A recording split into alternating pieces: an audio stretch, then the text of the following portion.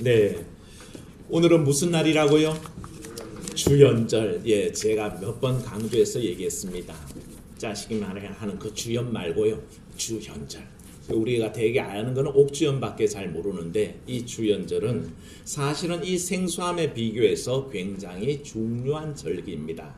그래서 쉽게 넘어갈 수도 있지만 어떤 면에서는 깊이 고민하고 받아들여야 되는 절기가 주현절입니다. 교회의 절기란 것은 사실은 알면 알수록 재밌습니다. 모르면 그냥 넘어가지만 알게 되면 아 그렇구나 신기하구나 라는 생각이 듭니다만 여러분 부활주일이 며칠입니까? 아는 분 없으시죠? 예, 부활절은 아는 분이 전혀 없죠. 해마다 정해지기 때문에 그렇습니다. 성탄절은 언제입니까? 아예 대답 안 하시러 하셨습니까? 며칠입니까? 12월 25일입니다. 네. 왜 이걸 여쭤보냐면, 왜 성탄절은 12월 25일인데 부활절은 정해져 있지 않습니까? 라고 물어볼 수 있지 않습니까? 부활절은 그렇습니다. 여러분 상식으로 그냥 기억하시기를 음력 기준입니다. 춘분 지나고 망월이 지난 다음에 오는 첫 번째 주일이 부활절입니다. 그러니까 딱 정해진 날짜가 없는 거죠. 해마다 달라집니다. 춘분이 지나가고 만월이 지난 다음에 오는 첫째 주일이 부활절이 됩니다. 그래서 이 부활절을 기준으로 해서 이제 앞으로 가면서 사순절이 쭉 지키게 되는 거죠. 이와 다르게는 성탄절은 딱 날짜가 정해져 있죠. 12월 25일이라고 딱 정해져 있고 그 날짜가 어떤 요일이든 상관없이 성탄절로 지키게 되는 겁니다. 그래서 월요일도 오고 주일에도 오기도 합니다. 그런데 성탄절은 요일에 상관없이 그대로 12월 25일에 지키고 그 앞서 있는 대림절을 그 앞쪽에 쭉 지키게 되는 거죠. 이와 같이 이 말씀을 드리는 것은 주연절도 몇째 주일이라고 명시할 수 없습니다. 새해 첫 주일이니까 새해 첫 주일이 주연절인가 보다 하시지만 아니요. 날짜로 정해져 있습니다. 며칠일까요? 1월 6일입니다. 1월 6일이 주연절이어서 제가 성탄 대림절을 말씀드릴 때부터 쭉 설명드렸지만 성탄의 절기는 언제부터 언제까지라고요? 12월 24일 성탄 전야부터 1월 6일 주연절까지가 성탄의 절기입니다. 그래서 이때가 다 지나갈 때까지는 빛 대신 주님, 금단의 열매, 떡이신 주님 모든 상징하는 장식들을 그대로 두는 겁니다. 성탄 지났다고 다 철거해버리는 게 아니고 백화점에는 벌써 철거했죠. 하지만 절기의 의미대로 하자면 바로 주연절 빛으로 오신 주님을 상징하는 그때까지 계속해서 키게 되는 겁니다. 제가 몇 해 전부터 계속 이 연초 주연절을 지날 때마다 설명을 드렸는데 사실은 잘 기억 안 나시죠? 자주 반복해야 기억됩니다. 한 번 듣고 다 안다고 저도 생각하지 않고요. 당연히 알고 있는 절기들도 사실은 우리는 당연히 알죠. 성탄절이 누구 생일입니까? 예수 그리스도의 생일인지 다 아는데 공산권의 청소년들은 지금도 성탄절이 누구 생일이나 그러면 산타크로스라고 얘기할 정도로 모르면 자주 듣지 않으면 알 수 없는 경우가 많다는 겁니다. 그래서 오늘 주연절을 들으면서 매해마다 제가 이거 또 얘기하시네 할 때가 있겠지만 반복할 겁니다. 반복해서 여러분들이 주연절은 그런 의미구나. 그래서 우리가 지키게 되는구나 알게 되기를 바랍니다. 주연절의 뜻은 말 그대로 우리가 주현절이라고 부르기도 하고 현연절이라고도 부르기도 합니다. 그래서 그 뜻 속에는 뭐가 있냐면 나타난다는 것입니다. 현현한다는 뜻입니다. 드러난다는 뜻입니다. 그래서 한번 따라합시다. 하나님께서 예수 그리스도를 통해 자신을 드러내십니다. 예, 이게 주연절의 의미입니다. 하나님께서 예수 그리스도를 통해 자신을 드러내시는 이 사건이 주연절의 사건입니다. 그래서 이 주연절은 우리 교회 역사 속에 굉장히 오래된 역사를 갖고 있습니다. 우리가 보통 교회의 3대 절기 그러면 요즘 현대 뭘 얘기합니까? 부활절, 성탄절, 그리고 추수감사절을 축제로 잘 지키는데 사실은 초대교회에서는 그러지 않았습니다. 초대교회에서 중요한 것은 부활절, 성령 강림절, 그리고 주연절이었습니다. 오히려 성탄절은 그 이후에 생겨났고요. 추수감사절도 어쩌면 구약에 있던 수장절이 청교도들이 미국에서 추수감사절의 의미를 회복하면서 새롭게 정립된 절기가 추수감사주일이죠. 그동안의 수장절이 신약시대 때 초기 역사에 지켜진 적은 없었던 겁니다. 하지만 역사가 짧다고 해서 그 의미가 없다는 뜻은 전혀 아닙니다. 성탄절 추수감사 때 우리가 하나님의 은혜에 감격하고 감사하기에 얼마든지 우리의 그 신앙을 고백하는 절기입니다만, 오늘은 주연절이어서 그 주연절의 중요성을 얘기하다 보니 바로 초대교회가 지켰던 것은 부활절과 성령 강림절과 주현절이란 것입니다. 그래서 우리는 주연절의 신학을 생각할 수밖에 없는데, 이 주연절이 왜 강조됐는지를 우리가 생각해 봐야 됩니다. 왜 예수께서, 하나님께서 그리스도를 통해서 자신을 드러낸다는 이 신학 사상이 중요했냐 하면 초기의 이단들과 관련되어 있습니다. 초기의 이단이라 그러면 기독교 초기의 이단은 영지주의라고 있습니다. 영지주의가 드러냈던 가현설, 한 번만 듣고 지나가셔도 됩니다만, 가현설이 뭐냐 하면 예수 그리스도께서 이 땅에 오신 그 육신을 입고 온 성육신의 사건이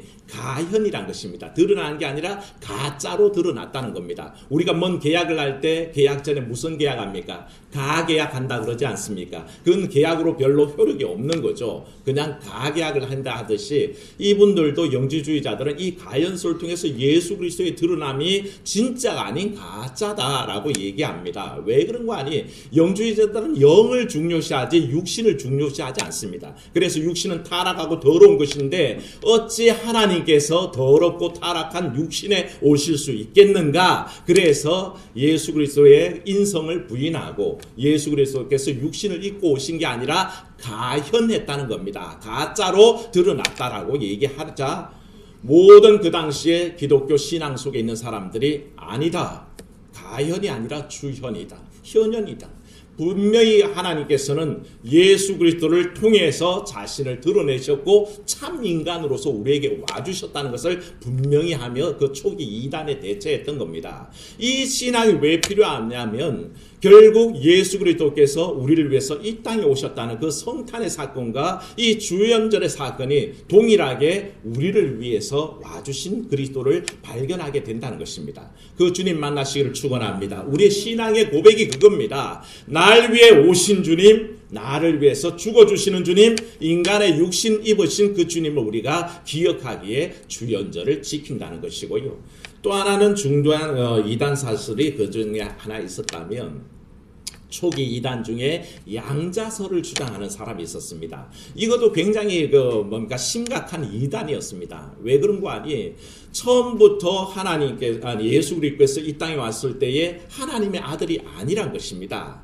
그냥 인간이었다는 겁니다. 사람 몸에 태어난 인간으로서 지내다가 세례의 사건인데 하늘의 문이 열리면서 소리가 들려오죠. 뭐라 그럽니까? 이는 내 사랑하는 아들이요 내 기뻐하는 자다라는 그 선포를 통해서 그때부터 하나님의 아들로 양자가 되었다라고 얘기하는 겁니다. 그러니까 원래 예수께서 하나님의 아들 독생자 예수 그리스도께서 육신을 입고 이 땅에 오신 것이 아니라 그냥 사람이 이 땅을 살아가다가 세례받는 그 순간에 하나님께서 양자로 택했다라는 그런 설득을 하는 것이죠. 여기에 대해서도 초기 기독교가 완전히 적극적으로 대언한 겁니다. 아니란 것입니다.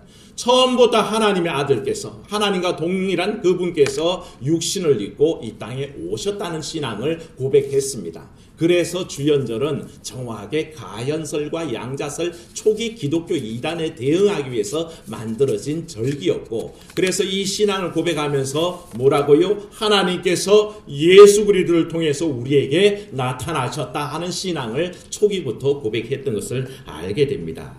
그런데 이 사상 속에 우리가 제일 중요하게 생각해야 되는 게 뭐냐 하면 결국 우리의 삶 가운데 찾아오시는 예수 그리스도, 우리의 삶 가운데 빛으로 오시는 하나님을 고백하는데 이 절기의 목적이 있습니다. 오늘 말씀 이사야 60장을 보십시오.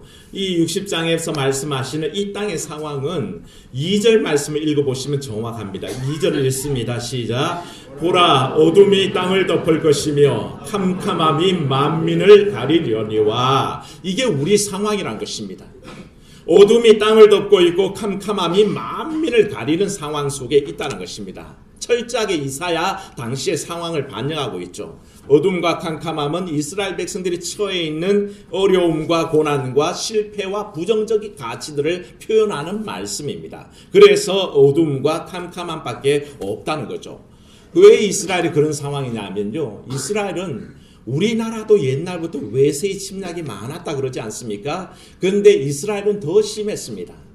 강대국의 나라를 빼앗긴 적이 얼마나 많은지 아수르가 침공했고, 아수르가 지나갈 때쯤에 바벨론이 침공하고, 바벨론이 지나갈 때쯤에 페르시아가 지배하는 나라고, 이거 지나갈 때쯤에 헬라가 들어왔고, 또 이게 지나갈 때 로마가 들어왔습니다.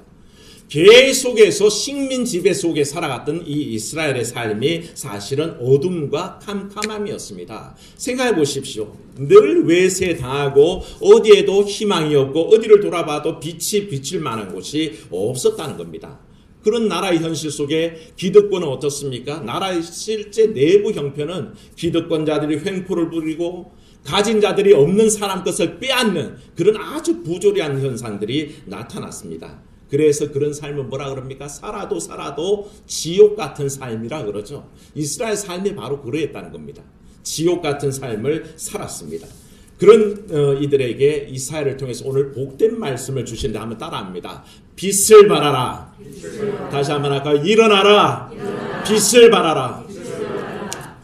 뭘 가지고 일어납니까? 뭐 어떻게 빛을 발합니까? 내 코가 석자인데 내가 지금 힘들어 죽겠는데 언제 일어날 기력이 있으며 언제 일어나서 사람들에게 희망을 줄 빛을 비치겠습니까? 아무런 그런 조건이 없는데도 하나님께서는 이사야의 입을 통해서 일어나라 빛을 발하라 그렇게 선언하시는데 여기에 중요한 동인이 있습니다. 왜 그럴 수 있냐 하는 것을 오늘 말씀에는 밝히는데 일어나라 빛을 발하라 말씀 다음에 뭐라고 되어 있습니까? 읽습니다. 시작. 이는 내 빛이 이르렀고 여호와의 영광이 내 위에 임하였음이니라. 아멘. 여기서 말씀하신 네 빛이라는 것은 하나님의 빛입니다.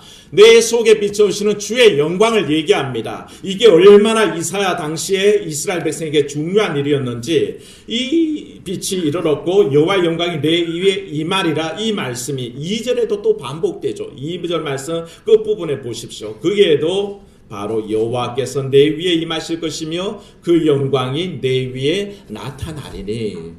그러니까 이스라엘 백성이 지금 힘을 낼 수 있는 상황은 단지 한 가지입니다. 일어날 수 있고 빛을 낼 수 있는 것은 하나님의 빛이 찾아오고 그 영광이 임하기 때문이라는 것입니다. 절대 이스라엘의 상황 속에 있었던 일이 아니라 오직 찾아주시는 주님, 찾아오시는 하나님 때문에 그러한 일이 일어났다는 것이죠.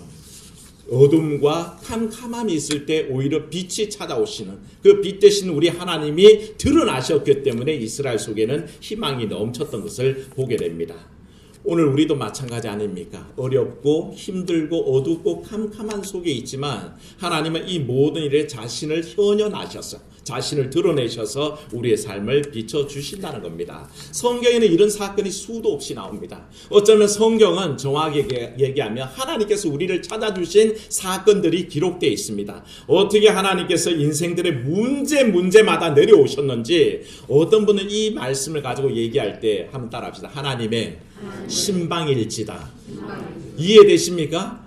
성경은 하나님의 신방일지라는 것입니다. 하나님께서 누구에게 언제 무슨 문제로 찾아왔는지를 성경은 기록하고 있다는데 저는 그 말씀에 동의합니다.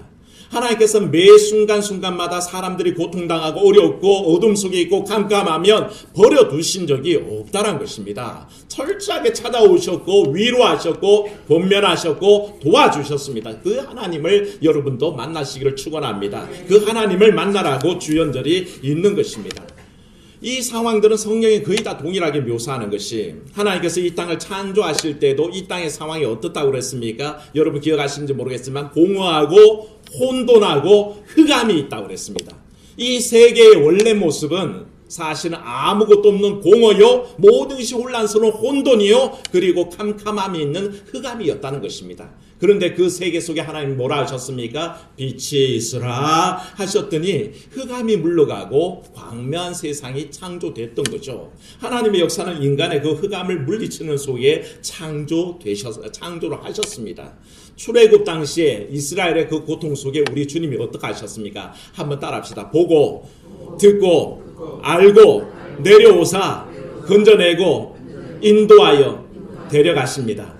이게 출애굽기 하나님입니다. 여러분 나중에 출애굽기 수요일에 오시는 분들은 이 구도를 정확하게 알고 계시는데 보고 듣고 알고 내려오사 건져내고 인도하여 데려가신다. 이게 출애굽기에 찾아오신 하나님의 모습입니다. 뭘 주님께서 보십니까? 이스라엘의 고통을 보십니다. 고통당하고 애굽에서 종살이 되어서 쩔쩔매고 노역을 하지만 내게 되지 않는 그 현실 속에 힘들어하는 그 이스라엘 백성들을 주님께서는 보고 계셨고 뭘 듣습니까? 고통스러우니까 뭘 지르겠습니까? 비명을 지릅니다. 신음소리를 냅니다. 힘겨워합니다. 아이고 죽겠다는 소리를 주님께서는 듣는 겁니다.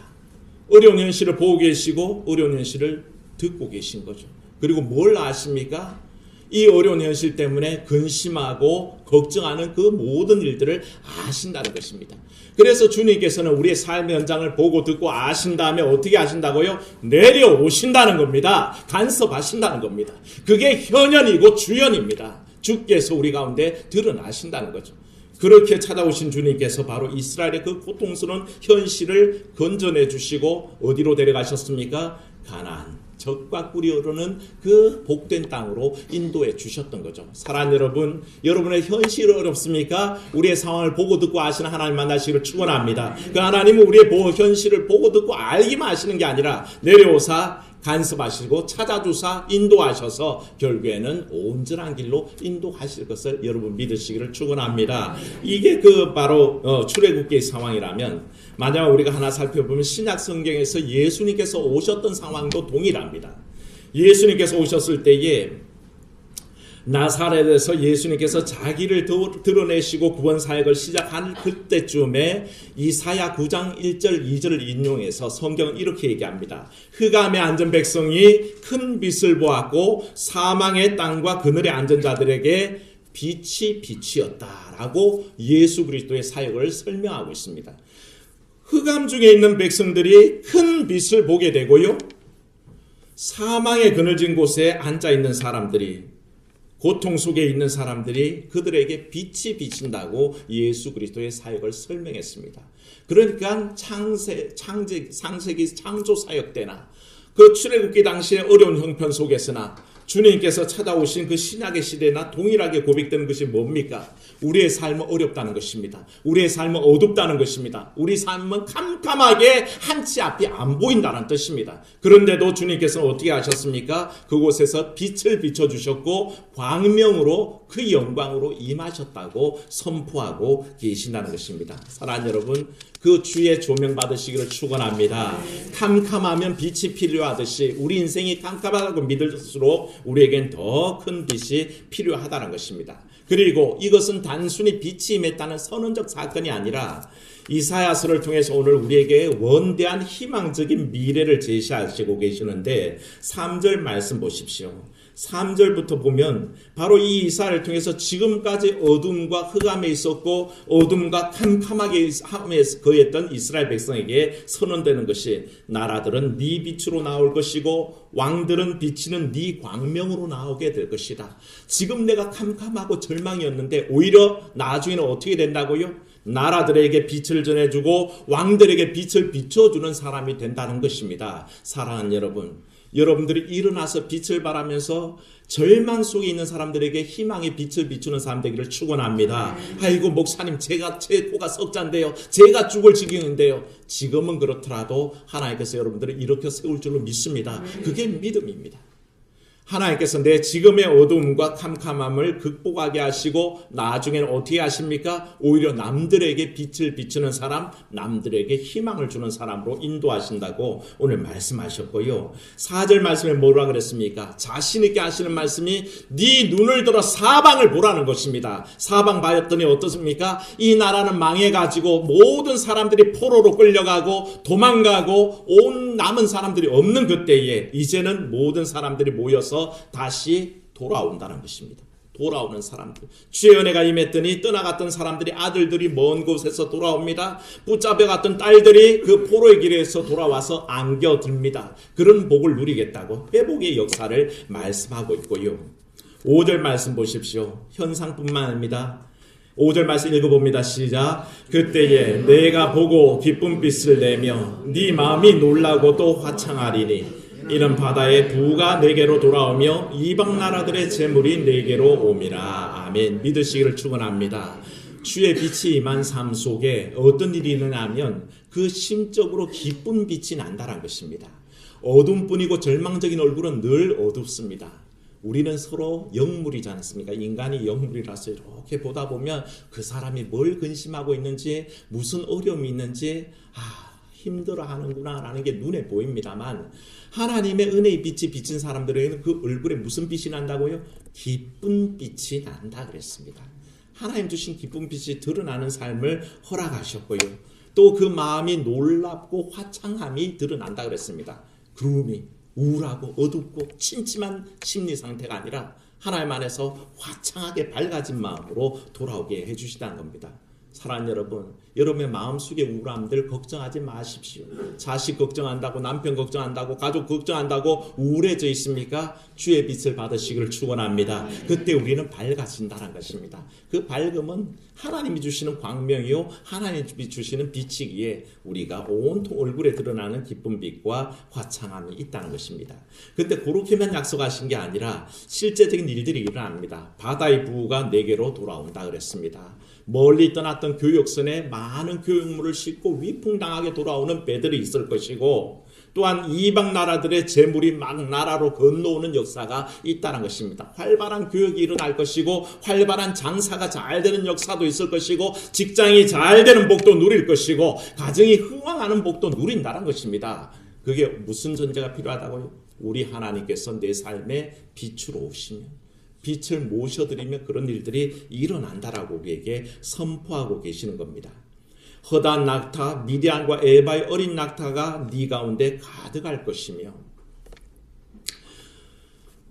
스바 사람들은 다 금과 유황을 가지고 와서 여호와의 찬송을 전한다 그랬습니다. 사랑하는 여러분, 그런데 이 말씀 볼 때 너무 물질적인 것에만 주목하지 마십시오.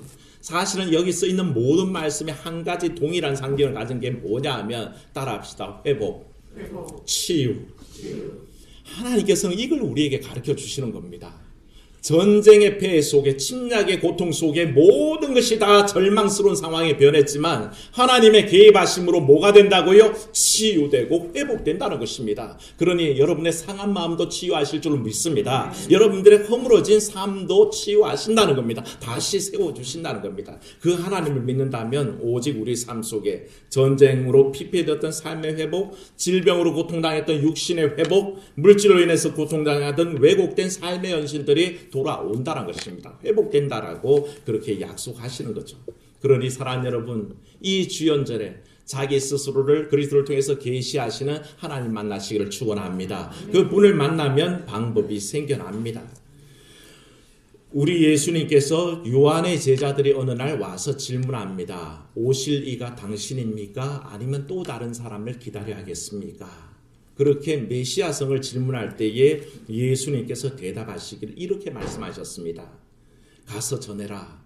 맹인이 보며, 못 걷는 사람이 걸으며, 나병 환자가 깨끗함을 받으며, 못 듣는 자가 들으며, 죽은 자가 살아나며, 가난한 자에게 복음이 선포될 것이다. 여러분 믿으십니까? 주를 통해서 모든 것이 회복되는 역사가 나타난다는 것입니다. 온통 어그러지고 찌그러지고 볼품 없어졌던 것들이 회복되고 다시 재생되고 그런 역사를 우리 주님께서는 선포하시면서 바로 그게 메시아의 모습이요, 또한 하나님께서 그 메시아 예수 그리스도를 통해서 자기를 드러내시는 현현의 방법이라고 알려주고 계시는 겁니다. 사랑하는 여러분, 모든 것이 회복되고 온전해지는 때는 분명히 옵니다. 그때를 기억하시고 여러분 삶 속에 빛이시요 광명이시요 영광이신 주님을 모시는 그 주연절의 기쁨의 삶이 있기를 주의 이름으로 축원합니다. 은혜로우신 아버지 하나님, 빛으로 오신 주님을 환영합니다. 영광으로 임하시는 주의 영광을 바라봅니다. 하나님, 우리의 상황은 어둠이요 캄캄함입니다. 흑암이요 또한 공허요 혼돈입니다. 모든 것이 아버지 하나님 참으로 우울하고 캄캄한 밖에 없는 우리의 심적인 상황 속에 우리 주님께서 빛으로 오신다면 모든 것이 달라짐을 고백하오니 주여 우리 삶을 맡아 주시옵소서. 아버지 하나님, 내세울 것 없는 삶입니다. 남들에게 자신 있게 자랑할 만한 삶도 되지 못합니다. 어쩜 우리는 날마다 고통과 고민 속에 하루하루를 지낼지도 모르겠습니다. 지금 당장 내 손으로 해결할 수 없는 문제들이 산적해 있습니다. 아버지 하나님, 그래서 우리는 우울하고 우리는 캄캄하고 우리는 절망 속에서 눈앞이 캄캄한 존재들입니다. 하지만 하나님, 빛이신 주님께서 자신을 드러내시고 우리가 그 영광 속에 들어가면 우리의 상황이 바뀔 것을 기대하고 주 앞에 맡기오니 맡아 주시옵소서. 그래야 주께서 바꿔주실 그 놀라운 세상을 바라보며 기대하며 소망하는 그런 믿음의 사람들 다 되게 인도하여 주시옵소서. 이 주연들의 오시는 우리 빛 대신 주님을 찬양하오며 주 예수님 이름으로 기도하옵나이다. 아멘.